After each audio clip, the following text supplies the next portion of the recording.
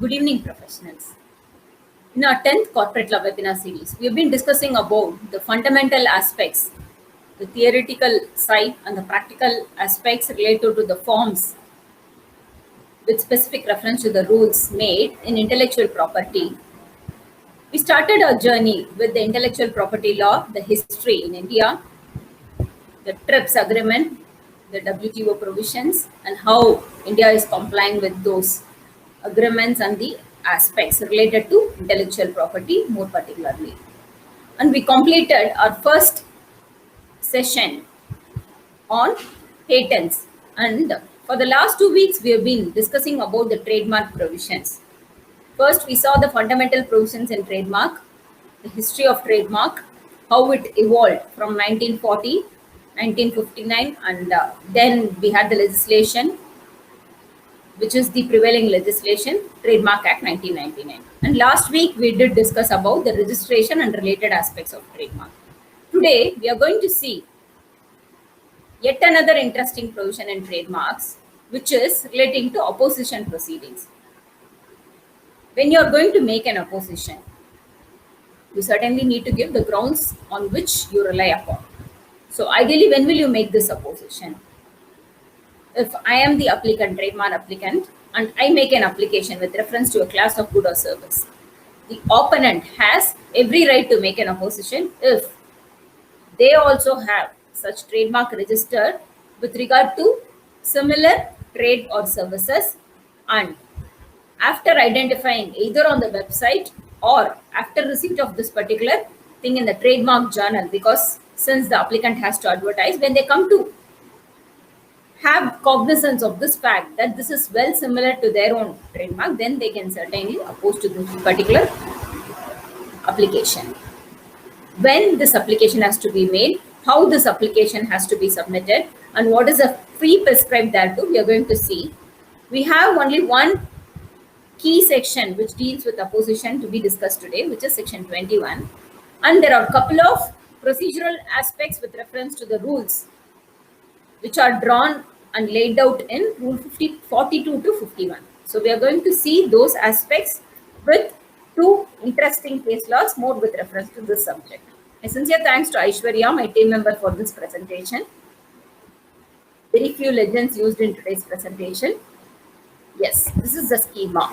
We are going to dive deep into the provision relating to opposition of trademark only today. Please feel free to stop me if you have any questions on the subject. Just to give you a flow chart or a snapshot as to how we are going to deal with this particular opposition today. First, there will be a notice of opposition. There is a timeline attached to each act. Like when I am aware of this particular applicant using my own baby, then within 4 months from the date of this advertisement or re-advertisement thereto, I have to make this notice of opposition. So everything is with a limitation period drawn over here. Counter statement.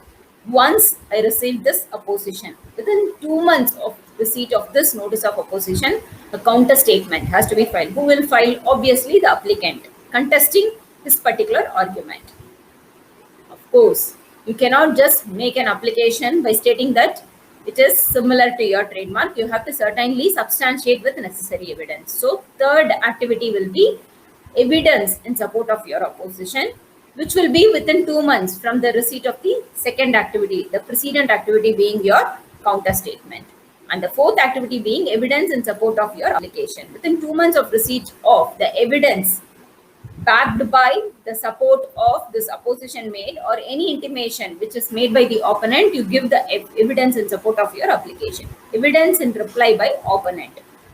Subsequent to this fourth activity, within 1 month of receipt of this evidence in support of your application or any further intimation regarding the same, what kind of evidence which you adduce upon to rely on this particular statement. And finally, hearing by the registrar of trademarks and the decision. Of course, the prerogative right is with the registrar to take a decision on this regard. First comes your notice of opposition. Friends, this provision is as entailed in your Rule 42. The notice of opposition shall be filed in Form TMO we're going to see how Form TMO looks like, where you have three segments basically. And we already saw in the previous slide that the timeline is within 4 months from the date of your advertisement or re-advertisement. And opposition notice shall be filed for a single application containing different classes of goods. And what if I am making an opposition for only one particular class? Say, for instance, the applicant has the trademark for different classes under a different segment, that is under class 36 for financial services. He is having it under class 9 or 11 for his industrial appliances. So when he's going to have trademark under different classes, the opposition is only with regard to my business segment, which is class 36 financial services. How will I deal with it? Application for remaining classes shall be proceeded only after filing Form TMM for division. So you make the division of application. The opponent has reservation only for your TM36. He does not have reservation on your TM9 or 11. So what will happen? Your TM9 or 11 will sail through the process. So you can proceed with the registration, and what will get struck until this particular 6-step activity is done with, till the stage of your final hearing and decision making, is with regard to your financial services mark, where the opponent is also completely relying on his registered trademark. The fee is also prescribed that too. For hard copy filing, it is 3,000, and for online filing, it is 2,700. And that is the reason this rule clearly says for a single application where there is no notice of opposition filed, the application in respect of such class, you could go ahead and make the application. Thus, it assumes significance that we make a division of the application rather than consolidating the application and making it complicated. Exception will be, you can proceed with the application provided for registration, provided you have not opted for withdrawal of your application. So, suo motu, if you have made an application for withdrawal of acceptance, then there is no rescue or respite. And section 23(1), of course, if there is any other opposition thereto, then you cannot proceed with this particular application in respect of registration. Now we will see how Form TMO looks. TMO has three segments as mentioned before. First segment will be with reference to your opposition statement. So when you're going to make an opposition for the trademark, you will certainly provide the reason why you're opposing. So the grounds of opposition are very important to be mentioned there. The second segment will be the counter statement. So when you are going to make a counter statement to this particular opposition, what are the facts that you are relying upon, and what are the evidences that you would like to adduce to substantiate the statement? That will be the second segment. And the third segment is more with reference to your geographical indication. So they are drawing reference to geographical indication of Goods Regulation and Protection Act. So the third set under this particular TMO will be with regard to GI Act. Of course, like any other TM form, you will provide in the first field for your KYC particulars of the applicant. And if it is going to be any authorized agent, then it will be in point number 2. And the purpose, those three segments, you will be categorizing it under 3, whether it is for opposition with grounds of opposition, or whether it is going to be your counter statement, the details there too, or if it is going to be under section 25AB of your GI Act. So all those will fit in the respective segment. And of course, the details of the person who is submitting the application and what are the evidences which he is going to provide in support of this particular statement, you will be attaching those documents finally and submitting this form. Next comes your contents of notice of opposition. This rule clearly says that when you are making an application against which the opposition is entered, what are the details which you will provide? More particularly your TM number. So whenever you are registering this particular application for registration, you will get that in Form TMA, you will get that default number, application number, like how in MCA you get your SRN number. That is your transaction that will throw light on the transaction status. So that application number against which your opposition is entered, you have to provide. And the name of applicant for which the trademark is assigned to, you will provide the name and the KYC particulars and the goods or services against which this particular TM is aligned to. Then comes the earlier trademark or earlier right on which the opposition is based. Friends, if there is already any earlier trademark, here This rule draws reference to section 11.2 more importantly. When you go to section 11.2, which we have already discussed in our previous webinars, it always refers to the trademark which is identical or which is similar to an already existing trademark. So this earlier trademark, you know for the fact this prior trademark is already established, and for the purpose of unfair advantage or for causing deceived intention amongst the public, you are rolling out your own registered trademark. So that is under section 11.2. So that is being referred to in this particular rule for opposition. So where opposition is based on earlier trademark, a statement to that effect shall be substantiated. If you have the details, you provide the application number, otherwise it is not mandatory. And with reference to 11.2, earlier trademark which is alleged to be well-known trademark, so that is very important. So it is a well-known trademark amongst the public, like how we saw the Benz trademark or the Hyundai trademark, where it is well-known. And if somebody is going to use the same trademark, then it is going to certainly cause confusion amongst the public. So an indication to that effect. Similarly, under 11.2b, more with reference to reputation. So earlier trademark which has a reputation. The previous clause draws reference to well-known trademark. The second 11.2b draws reference to your reputation. So which is having a reputation amongst the public, an indication to that effect shall be provided, and a representation of the trademark of the opponent, a description to the trademark. So you will provide the nature and description of the trademark or the earlier right that too. And where the goods or services in respect of which it has been registered, either it could have been registered or you had made an application for registration, whichever course of action you have taken, or it could be under 11.2 with reference to well-known trademark, or under 11.2b for having reputation for this particular trademark. The opponent shall specify those goods or services for which the earlier trademark is protected, and also indicate the goods or services on which the opposition is based. So he has to rely on that particular good or that service against which the opposition is based at. And for different categories of opposing parties, they are providing for the documents which they have to substantiate with.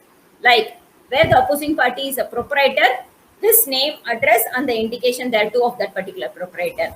And in case he is a licensee, then the name of the licensee thereto, when it is going to be that particular licensee along with the indication thereto.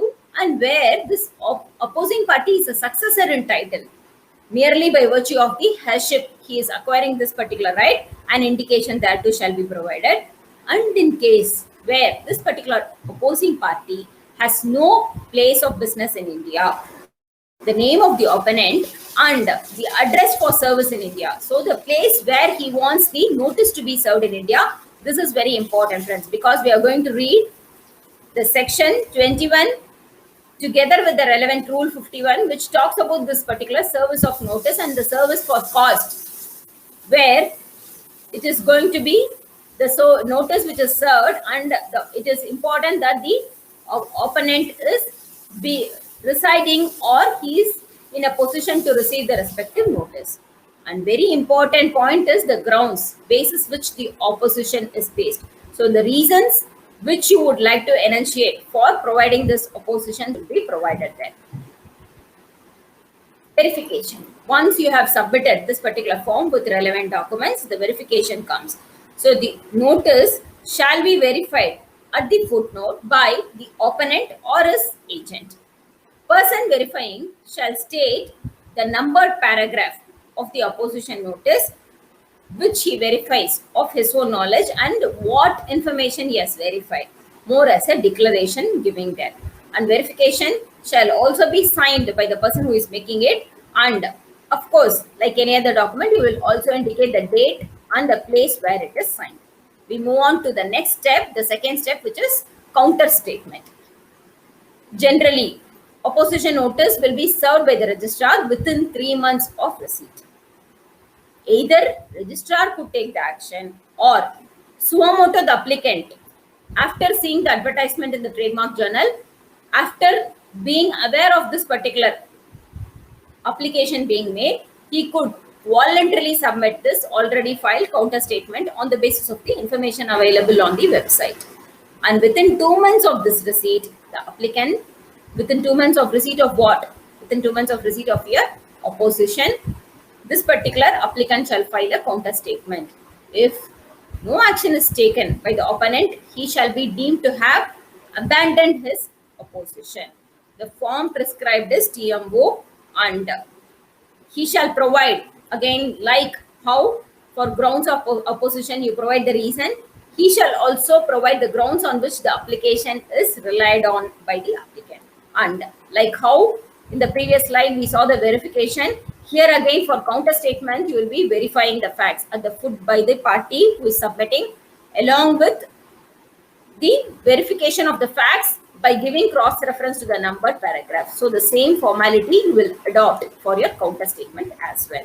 Then the importance of this particular opponent sending the notice within the timeline and the counter statement being made within the timeline, and what are the rights, inherent rights available to either the applicant or the opponent, we are going to see in this particular case law.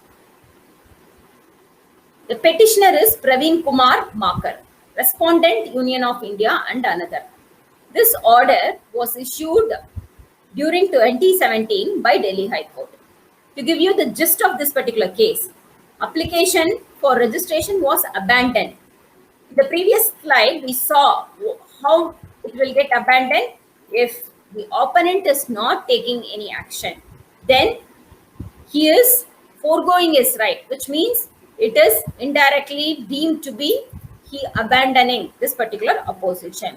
But in this petition, thus they are taking reference to application for registration being abandoned by the registrar due to the failure to produce counter statement. So taking a cue from this particular section 21 read with the relevant rule, the registrar said that he did not avail his opportunity for filing the counter statement and hence it was abandoned.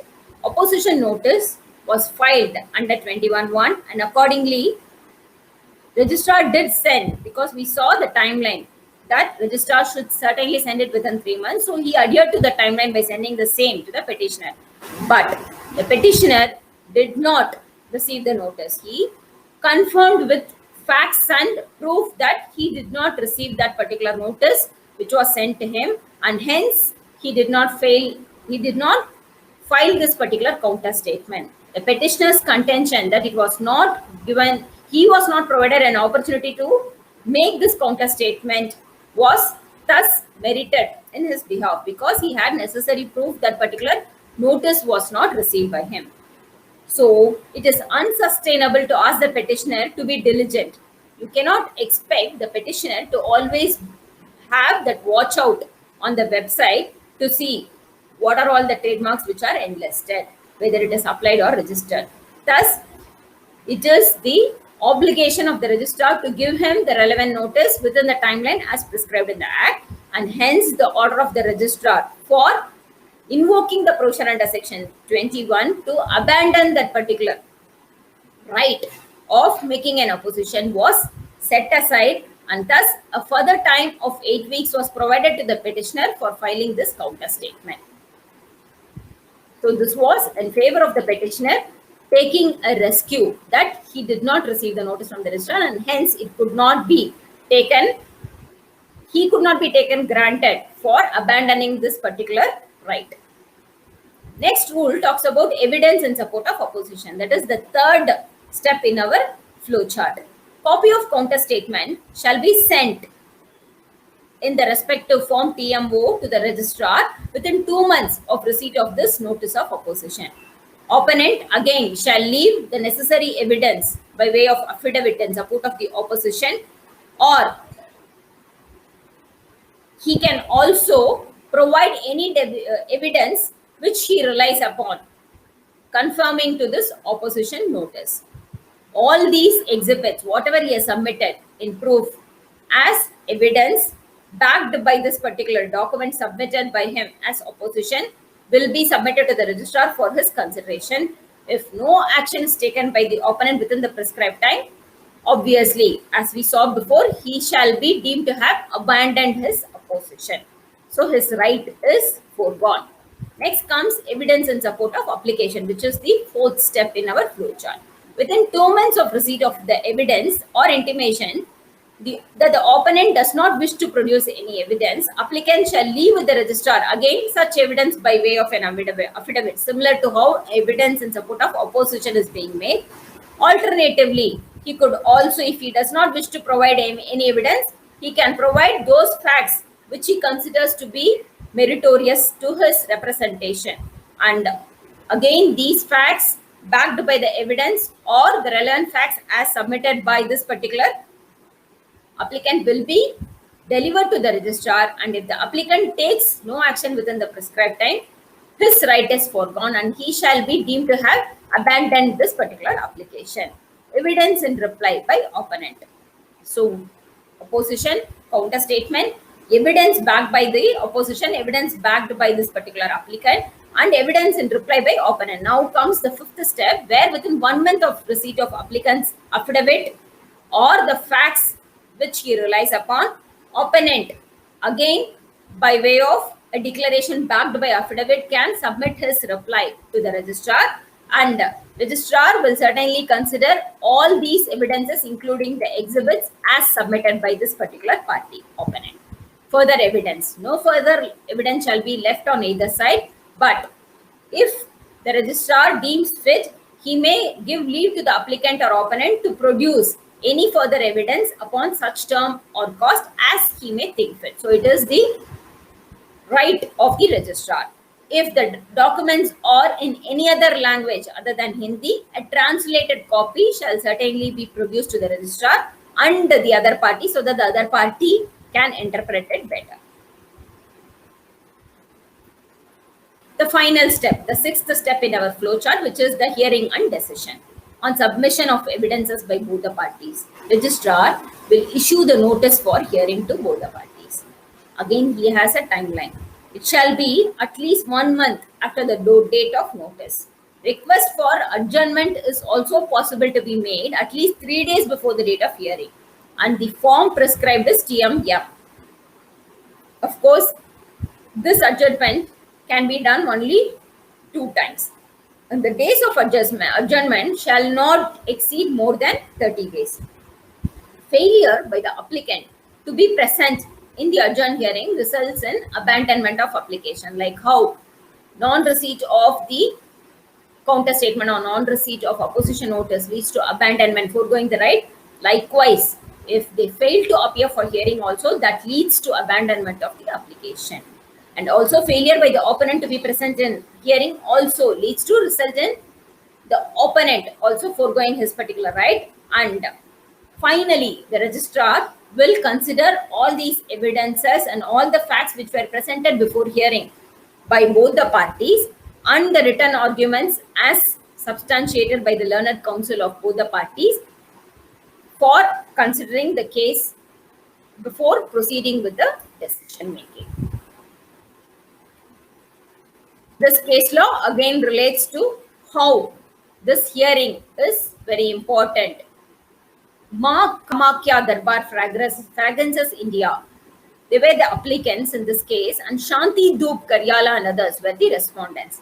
The application for registration was abandoned by the registrar due to the petitioner's non-appearance for hearing. In the previous slide, we saw that abandonment for hearing could also be when you are not present for hearing. It could be both the parties. Here, the petitioner was not present.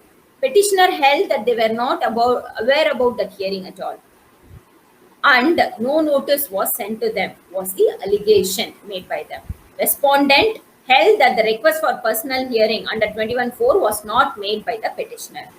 However, always an opportunity of being heard should be provided, as we have discussed in several other judgments. Thus, the principle of natural justice shall certainly be given to any of the parties, and in this case, it was well noticed that this personal hearing was violated and he was not granted the right to appear for personal hearing. Thus, the order of the registrar was set aside and the matter was remanded back again to the registrar to follow the course of action, the notice and upon receipt of the notice within the timeline hearing and not more than 2 adjournments and both the parties to be present for hearing. At the time, if they were not present, then it could lead to abandonment by either of the parties.